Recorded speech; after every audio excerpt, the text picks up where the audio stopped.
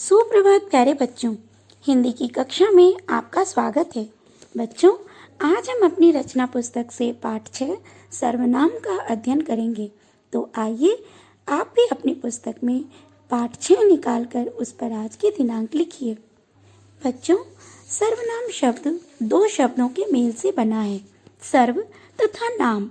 सर्व का अर्थ होता है सभी तथा नाम अर्थात संज्ञा वाले शब्द, सभी संज्ञा शब्दों के स्थान पर प्रयोग होने वाले शब्द।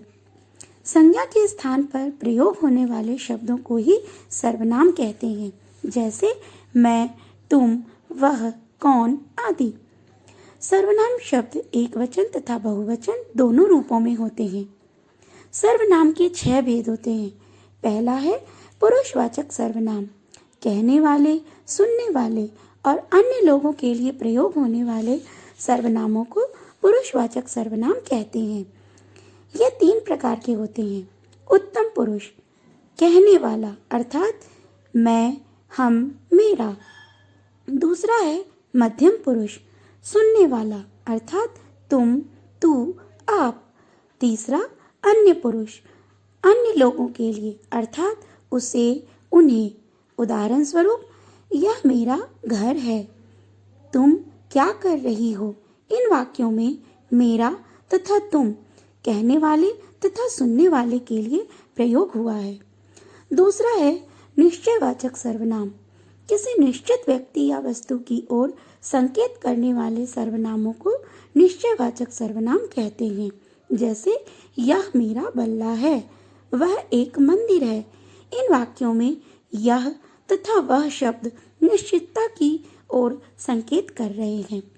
तीसरा है अनिश्चयवाचक सर्वनाम। किसी निश्चित व्यक्ति या वस्तु की ओर संकेत न करने वाले सर्वनामों को अनिश्चयवाचक सर्वनाम कहते हैं, जैसे दरवाजे पर कोई खड़ा है, माँ मुझे खाने को कुछ दे दो। इन वाक्यों में कोई तथा कुछ वाक्य की अनिश्चितता को व्यक्त करते हैं। चौथा है प्रश्नवाचक सर्वनाम। प्रश्न पूछने के लिए काम आने वाले सर्वनामों को प्रश्नवाचक सर्वनाम कहते हैं, जैसे आप कौन हैं, तुम्हें किसने मारा है। इन वाक्यों में कौन तथा किसने प्रश्न पूछने के लिए प्रयोग हुए हैं। पांचवा है संबंधवाचक सर्वनाम। वाक्य में 2 सर्वनामों से संबंध बोध कराने वाले सर्वनामों को संबंधवाचक सर्वनाम कहते हैं, जैसे जिसकी लाठी उसकी भैंस, जो पढ़ेगा सो पास होगा। इन वाक्यों में जिसकी, उसकी, जो, सो वाक्य में 2 सर्वनामों से संबंध को व्यक्त करते हैं। छठा है निजवाचक सर्वनाम। अपने आप या स्वयं का बोध कराने वाले सर्वनामों को निजवाचक सर्वनाम कहते हैं। मैं अपना भोजन स्वयं बनाता हूँ, मैं स्कूल अपने आप चली जाती हूँ।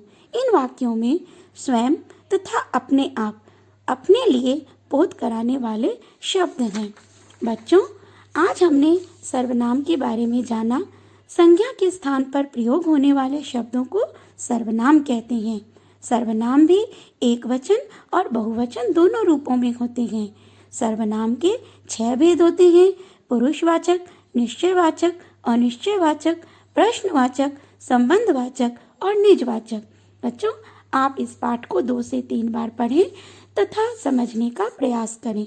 नीचे पाठ के अभ्यास कार्य दिए जा रहे हैं, इन्हें आप देखकर अपनी पुस्तक में पृष्ठ संख्या 40 तथा 41 पर पेंसिल से आज की दिनांक लिखकर लिखिए।